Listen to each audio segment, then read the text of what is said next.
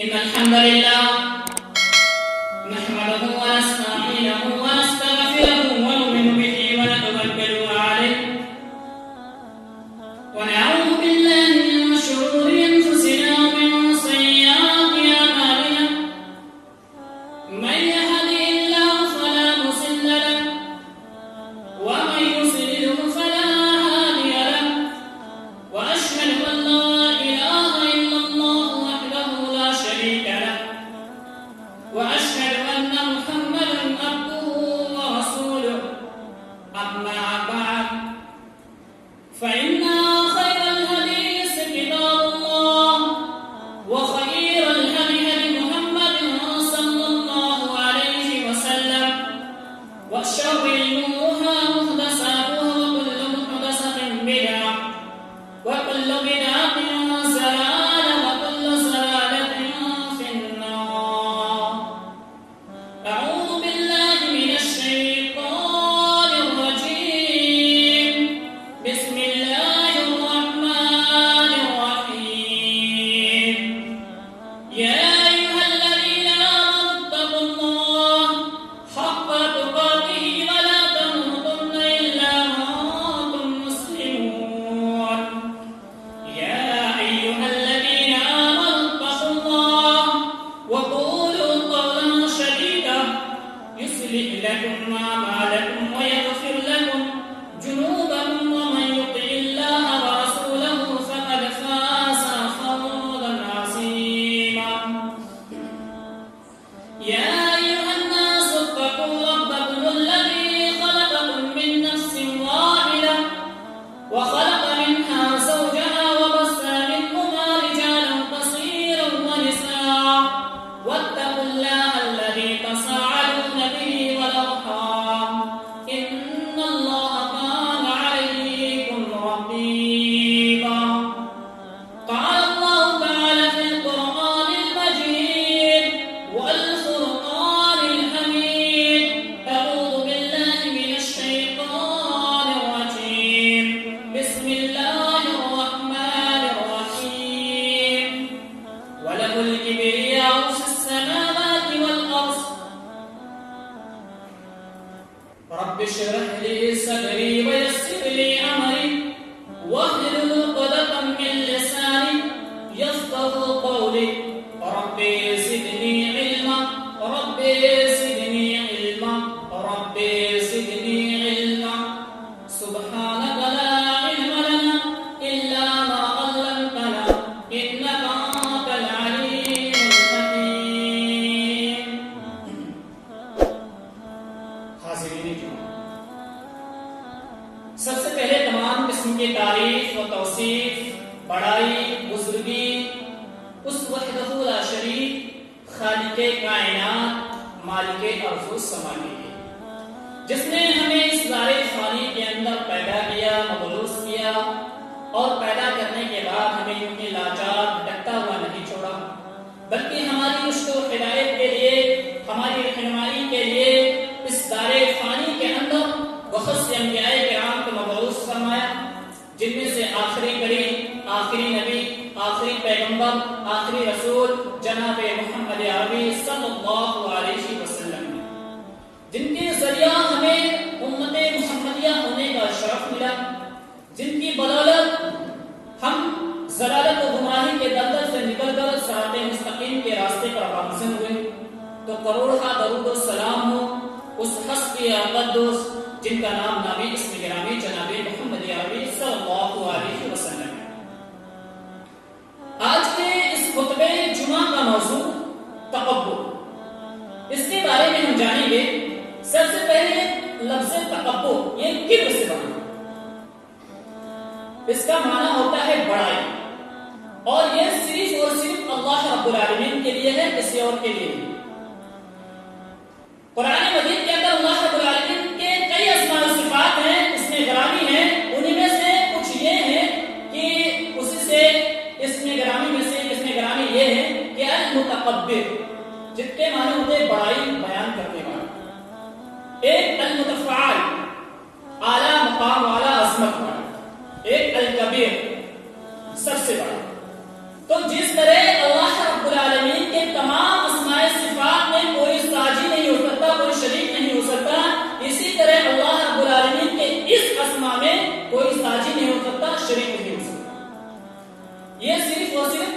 العالمین کے لیے خاص ہے اور کسی کے لیے نہیں، اسی لیے بڑائی بزرگی صرف اور صرف اللہ رب العالمین کے لیے۔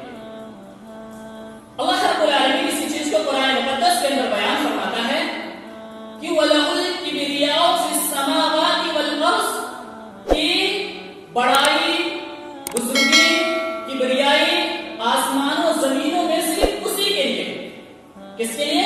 صرف اللہ رب العالمین کے لیے۔ اور حدیث پاک کے اندر اللہ کے نبی صلی اللہ علیہ وسلم نے بیان فرمایا کہ یقول اللہ تعالی الکبریاء ردائی والعظمت عزاری، کہ کبریائی بڑائی یہ اللہ رب العالمین کی چادر، والعظمت عزاری اور عظمت یہ اللہ رب العالمین کا اظہار ہے۔ تو جو شخص اسے اللہ رب العالمین سے یعنی مجھ سے چھیننے کی کوشش کرے گا قذفہ فی النار، میں اسے اٹھا کے جہنم میں پھینکوں گا۔ معلوم کیا ہوا اس حدیث سے کہ اللہ کے نبی صلی اللہ علیہ وسلم نے بیان فرمایا کہ اللہ رب العالمین خود فرماتا ہے کہ بڑائی بزرگی کبریائی صرف اور صرف اللہ رب العالمین کے لیے ہے، اس کی چادر ہے، اس کا خاص لباس ہے۔ اگر کوئی شخص اس سے چھین کر اپنے اوپر اوڑھنے کی کوشش کرے گا، اپنے اوپر اسے لبادے کو ڈالنے کی کوشش کرے گا، تو اللہ رب العالمین اسے اٹھا کے جہنم میں پھینک دے گا، جہنم میں رکھ دے گا۔ یعنی بڑائی بزرگی صرف اور صرف اللہ رب العالمین کے لیے ہے، اور کوئی شخص اللہ رب العالمین سے بڑا بننے کی کوشش کرے گا تو اللہ تعالیٰ اسے جہنم میں پھینک دے گا۔ یہ اللہ کے نبی صلی اللہ علیہ وسلم، اور یہ تکبر کے وقت کی ابتدا تکبر سے ہوتی ہے، اور تکبر جیسا کہ ابلیس نے کیا کہ اس نے اللہ رب العالمین کا حکم ماننے سے انکار کیا، آدم کا سجدہ کرنے سے انکار کیا تکبر کرتے ہوئے، وہ اللہ رب العالمین نے اسے اپنی رحمت سے دھکار دیا اور قیامت تک کے لیے ملعون قرار دیا۔ اسی چیز کو اللہ رب العالمین قرآن مقدس کے اندر بیان فرماتا ہے کہ وَإِذْ قُلْنَا لِلْمَلَائِكَةِ اسْجُدُوا لِآدَمَ فَسَجَدُوا إِلَّا إِبْلِيسَ أَبَى وَاسْتَكْبَرَ وَكَانَ مِنَ الْكَافِرِينَ، کہ جب اللہ رب العالمین نے کہا کہ جب میں نے یعنی ہم نے حکم دیا فرشتوں کو، تمام فرشتوں کو، آسمان کے تمام فرشتوں کو حکم دیا کہ آدم کا سجدہ کرو، تو سب لوگوں نے آدم کا سجدہ کیا الا ابلیس، سوائے ابلیس کے۔ آسمان کے سارے فرشتوں نے اللہ رب العالمین کے حکم کے مطابق آدم علیہ السلام کا سجدہ کیا سوائے ابلیس کے۔ ابا واستکبر وکان من الکافرین، اس نے انکار کیا اور تکبر کیا، وکان من الکافرین، اور کافروں میں سے شمار کیا، کافروں میں شامل کیا۔ جب اللہ رب العالمین نے اس سے پوچھا، ابلیس سے پوچھا کہ ما منعک اللہ تسجد اس عبد کا، کہ میرے حکم سے جب میں نے تمہیں حکم دیا کہ آدم کا سجدہ کرو تو تمہیں کس چیز نے روکا؟ آدم علیہ السلام کا سجدہ کرنے سے تمہیں کس چیز نے منع کیا، کس چیز نے روکا؟ تو ابلیس نے کہا کہ انا خیر منہ خلقتنی من نار وخلقتہ من طین، کہ میں اس سے بہتر ہوں، تو نے مجھے آگ سے پیدا کیا اور اس آدم کو مٹی سے پیدا، تکبر کیا۔ تو اللہ رب العالمین نے کہا فاہبط منہا فما یکون لک، کہ نکل جائے یہاں سے، تیرا حق نہیں تھا کہ تو اس میں انکار کرتا، ان تتکبر، تو تکبر کرتا، تو یہاں سے نکل جا، تو ذلیل لوگوں میں سے۔ اور اسی چیز کو اللہ رب العالمین دوسری جگہ بیان فرماتا ہے ان علیک اللعنۃ الی یوم الدین، کہ تجھ پر قیامت کے دن تک لعنت برسے گی، قیامت کے دن۔ تو یہ کس لیے؟ اس نے آدم کا سجدہ کرنے سے انکار کیا، کس بنا پر؟ تکبر کی بنا پر۔ کیا کہا کہ میں اس سے بہتر ہوں، وہ تو مٹی سے جو زمین پہ پڑی رہتی ہے، میں تو آگ سے پیدا ہوئے جو آسمان کی طرف اٹھتا رہتا ہے، بلند ہوتا رہتا ہے، تو میں اس کا سجدہ کیوں کروں؟ اسی چیز کو ایک شاعر نے اپنے ایک نقشہ کھینچا ہے شاعر کے انداز میں کہ گیا شیطان مارا ایک سجدے کے نہ کرنے سے، گیا شیطان مارا ایک سجدے کے نہ کرنے سے، اگر لاکھوں برس سجدے میں سر مارا تو کیا مارا؟ ابلیس آسمان میں فرشتوں میں سب سے زیادہ اللہ رب العالمین کی عبادت کرنے والا تھا، سب سے زیادہ تہجد گزار، سب سے زیادہ اللہ رب العالمین کی عبادت کرنے والا تھا۔ صرف ایک سجدہ اسے منکر بنا دیا اور وہ اللہ رب العالمین کی رحمت سے دھتکار دیا گیا، قیامت تک کے لیے ملعون کرا دیا۔ کس بنا پر؟ تکبر کی بنا پر۔ اور ایسے ہی جب ہم سابقہ قوموں کے یعنی پچھلی قوموں کا مطالعہ کرتے ہیں، پڑھتے ہیں، جانتے ہیں تو ہمیں پتہ یہ چلتا ہے کہ جب قوم والوں کے جو انکار کرنے یعنی جب کوئی نبی ان کی طرف دعوت پیش کرتا، دعوت التوحید کی دعوت پیش کرتا تو انکار کرنے کے سب سے وہ تکبر کرتے ہوئے انکار کرتے، اور جو ان کے قوم میں کمزور لوگ تھے ان کو بھی منع کرتے تھے کہ ان کی دعوت کو قبول نہ کرو۔ جیسے کہ حضرت نوح علیہ السلام کی قوم کو دیکھ لیجیے کہ جب اللہ رب العالمین نے حضرت نوح علیہ السلام کو ان کی قوم کی طرف توحید کی دعوت پیش کرنے کا حکم دیا کہ اپنی قوم والوں کو توحید کی دعوت پیش کرو، تو ان کی قوم والوں انہوں نے کہا کہ اللہ الہ الا اللہ انی اخاف علیکم عذاب یوم عظیم، کہ اے میرے قوم کے لوگوں تم اللہ رب العالمین کی عبادت کرو، انی اخاف علیکم، اور میں تمہیں ڈراتا ہوں المنام کے دن سے یعنی قیامت کے دن سے میں تمہیں ڈراتا ہوں۔ تو ان کے قوم میں جو بڑے بڑے لوگ تھے، سردار، چودھری، وہ لوگ کیا جواب دیتے ہیں؟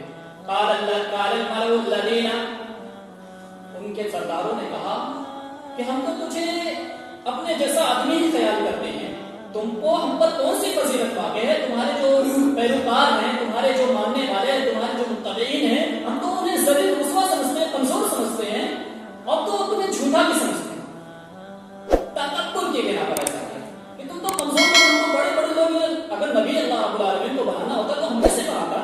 تم جیسے آدمی کو کیسے بنا سکتا؟ تکبر کرتے ہوئے انکار کیا کہ اللہ رب العالمین نے ان پر عذاب مسلط کر دیا، انہیں دبا دیا، غرق کر دیا۔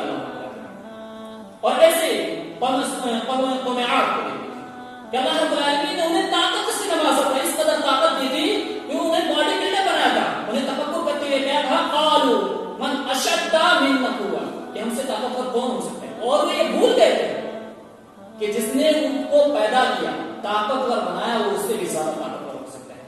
تکبر کرتے ہوئے ایسا تو اللہ رب العالمین نے انہیں بھی برباد کر کے ان پر عذاب مسلط کر دیا۔ ایسی بہت ساری قومیں آتی ہیں، قارون، فرعون، حامان۔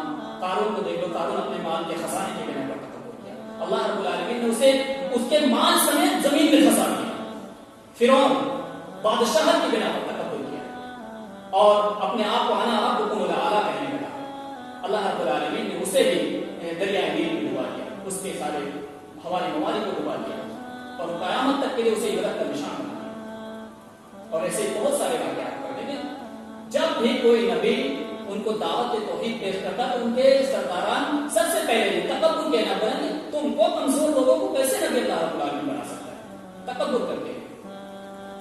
تو معلوم کیا ان ساری باتوں سے کہ تکبر ایک سنگین جرم ہے۔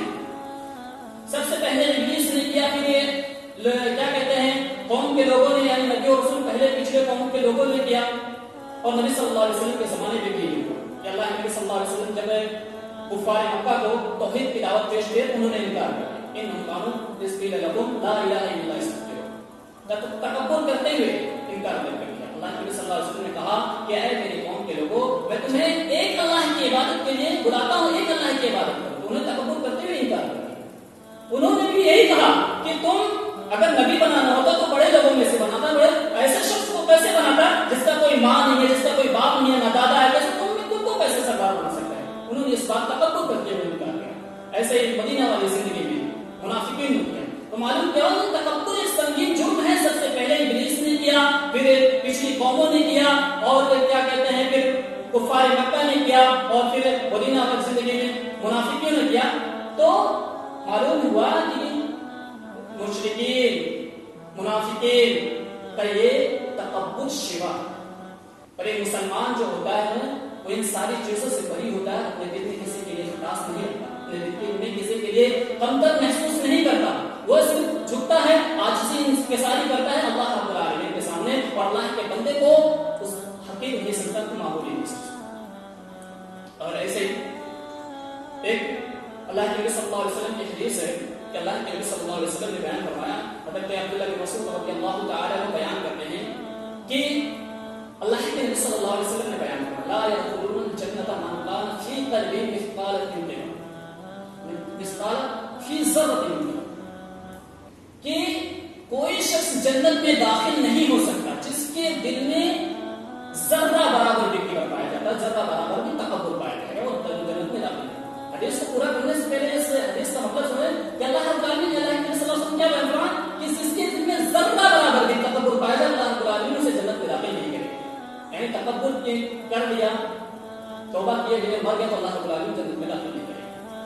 حدیث کو جب ایک صحابی رسول نے سنا انہوں نے پوچھا کہ اے اللہ کے رسول صلی اللہ علیہ وسلم، ایک آدمی یہ چاہتا ہے کہ صوبہ حسن و نعلہ حسن، کہ ایک آدمی چاہتا ہے کہ اس کا کپڑا اچھا دکھے، اس کا جوتا اچھا دکھے، تو کیا یہ بھی تکبر ہے؟ اللہ کے نبی صلی اللہ علیہ وسلم نے بیان فرمایا ان اللہ جمیل یحب الجمال، اللہ رب العالمین خوبصورت اور خوبصورتی کو پسند کرتا ہے۔ پھر اللہ کے نبی صلی اللہ علیہ وسلم نے بیان فرمایا کہ الکبر بطر الحق و غمط الناس، کبر جو ہوتا ہے لوگوں کو حقیر سمجھنا اور حق کو جھٹلا دینا، یہ تکبر اللہ کے نبی صلی اللہ علیہ وسلم نے بیان فرمایا۔ اور ایسے ہی ایک اور حدیث کے اندر حضرت عبداللہ بن عمر رضی اللہ عنہ بیان کرتے ہیں کہ اللہ کے نبی صلی اللہ علیہ وسلم نے بیان فرمایا کہ جب حضرت نوح علیہ السلام کی موت کا وفات کا وقت قریب آیا تو انہوں نے اپنے بیٹوں سے 4 چیزوں کا کہا ہے میرے بیٹوں میں تمہیں 2 چیز کرنے کا حکم دیتا ہوں اور 2 چیز کرنے سے منع کرتا ہوں۔ پہلی چیز جس چیز کا میں تمہیں کرنے کا حکم دیتا ہوں کہ تم لا الہ الا اللہ پڑھتے رہنا، کیونکہ لا الہ الا اللہ ساتوں زمینوں اور ساتوں آسمان کو ترازو کے ایک پردے میں رکھ دیا جائے اور دوسرے پردے میں لا الہ الا اللہ رکھ دیا جائے تو یہ لا الہ الا اللہ کا پردہ وزنی ہوگا، بھاری ہوگا۔ اور لا الہ الا اللہ اگر زمین آسمان ایک بند دائرے میں ہوتے تو لا الہ الا اللہ انہیں تباہ و برباد کر دے گا۔ اور پھر کہا دوسری چیز جسے میں کرنے کا حکم دیتا ہوں کہ سبحان اللہ و بحمدہ پڑھتے رہنا، کیونکہ اس کے ذریعہ بندے کی دعا قبول کی جاتی ہے اور اسے رزق دیا جاتا ہے جب کوئی شخص یہ پڑھتا ہے۔ اور جن چیزوں سے تمہیں 2 چیزوں سے منع کرتا ہوں وہ یہ ہے شرک اور دوسرا تکبر۔ صحابہ کرام نے کہا اللہ کے رسول صلی اللہ علیہ وسلم شرک کو ہم جانتے ہیں کہ شرک کیا ہے، لیکن یہ کبر کیا ہے، تکبر کیا ہے؟ اللہ کے نبی صلی اللہ علیہ وسلم نے بیان فرمایا الکبر سفح الحق و غمط الناس، یہ حق کو جھٹلا دینا اور لوگوں کو حقیر سمجھنا۔ تو معلوم کیا ہوا ان دونوں حدیثوں سے کہ تکبر کسے کہتے ہیں؟ حق کو جھٹلا دینا اور لوگوں کو حقیر سمجھنا۔ 2 چیز، حق کو جھٹلا دینا، لوگوں کو حقیر سمجھنا۔ پہلے کیا کہ جو رسول صلی اللہ علیہ وسلم شریعت لے کر آئے، اللہ کی کتاب یعنی قرآن شریعت، اللہ کے رسول صلی اللہ علیہ وسلم اس چیز کو جھٹلا دینا، انکار کرنا صاف صاف، اور لوگوں کو حقیر سمجھنا، کم تر سمجھنا، یہ 2 چیز تکبر کے بارے۔ اور ایک ہے اللہ کے تکبر کے 3 انواع۔ پہلی چیز انسان اللہ کے بارے میں تکبر کرتا ہے، اللہ پہلے کیا جیسے کہ فرعون نے، نمرود نے کیا کہ اپنے آپ کو اللہ رب العالمین سے بڑا سمجھتے اور اپنے اللہ رب العالمین کی شریعت کا انکار کرتے۔ دوسرا رسول پر تکبر، یعنی رسول صلی اللہ علیہ وسلم کی شریعت پر انکار، جیسے کہ کفار مکہ نے کیا، جب اللہ کے رسول صلی اللہ علیہ وسلم نے ان کی دعوت، ان کے سامنے دعوت پیش کی تو انہوں نے انکار کر دیا، صاف صاف انکار کر دیا اور آپ کی شریعت کو ماننے سے انکار کر دیا، اپنے آپ کو اس سے اعلیٰ برتر سمجھنے لگے، گردان میں لگے۔ اور تیسری چیز اللہ کے بندوں پر تکبر، یعنی اللہ کے بندوں یعنی لوگوں کو حقیر سمجھنا، کمتر سمجھنا۔ اور یہ اس کے کئی اقسام ہو سکتے ہیں، جیسے مان لیجیے کوئی مال کی بنا پر تکبر کرتا ہے، کوئی دولت کی بنا پر تکبر کرتا ہے، کوئی رتبے کی بنا پر تکبر کرتا ہے، کوئی جاہ و منصب کی بنا پر، کئی اقسام ہو سکتے ہیں۔ بہرحال تکبر کیسی بھی ہو اس کا انجام برا ہے اور ہمیشہ ہمیں اس سے بچ کر رہنا چاہیے۔ جیسا کہ ہمیں معلوم ہے، ان ساری باتوں سے معلوم کیا ہوا کہ تکبر ایک سنگین جرم ہے، ہمیں اس سے بچ کر رہنا چاہیے۔ اور جس کے اندر یہ پیوست ہو جاتی ہے، جس کے اندر یہ پیدا ہو جاتی ہے، دوسرے کا اس سے کچھ نہیں بگڑتا، اسی شخص کا بگڑتا ہے اور اللہ رب العالمین اس کو جنت میں داخل نہیں کرے گا، جیسا کہ اللہ کے نبی صلی اللہ علیہ وسلم نے بیان فرمایا لا يدخل الجنہ، کوئی شخص جنت میں داخل نہیں سکتا جس کے دل میں ذرہ ہے۔ تو اگر ہمارے اندر ایسا کچھ ہے تو ہم اللہ رب العالمین سے توبہ کریں، اللہ رب العالمین غفور رحیم ہمیں بخش دے گا۔ باقی اللہ رب العالمین سے دعا ہے کہ اللہ تعالیٰ ہمارے گناہوں کو بخش دے اور تکبر جیسی علامت ہمارے اندر پیدا ہو کہ اللہ انہیں دور کر ہم سے، اور اگر ایسا ہو گیا ہے تو اللہ انہیں معاف کرنا۔ آمین۔ وآخر دعوانا الحمد للہ رب العالمین۔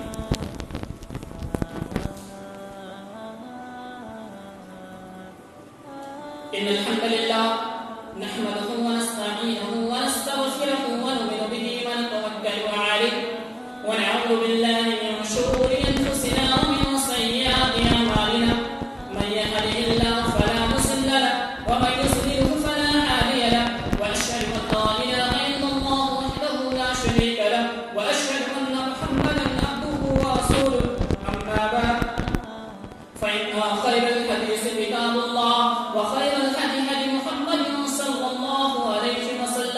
وشر الأمور محدثاتها وكل محدثة بدعة وكل بدعة ضلالة وكل ضلالة في النار.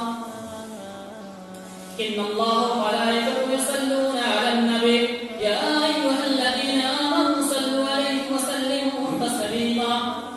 اللهم صل على محمد وعلى آل محمد كما صليت على إبراهيم وعلى آل إبراهيم إنك حميد مجيد. اللهم بارك على محمد وعلى آل محمد كما باركت على إبراهيم وعلى آل إبراهيم إنك حميد مجيد. عباد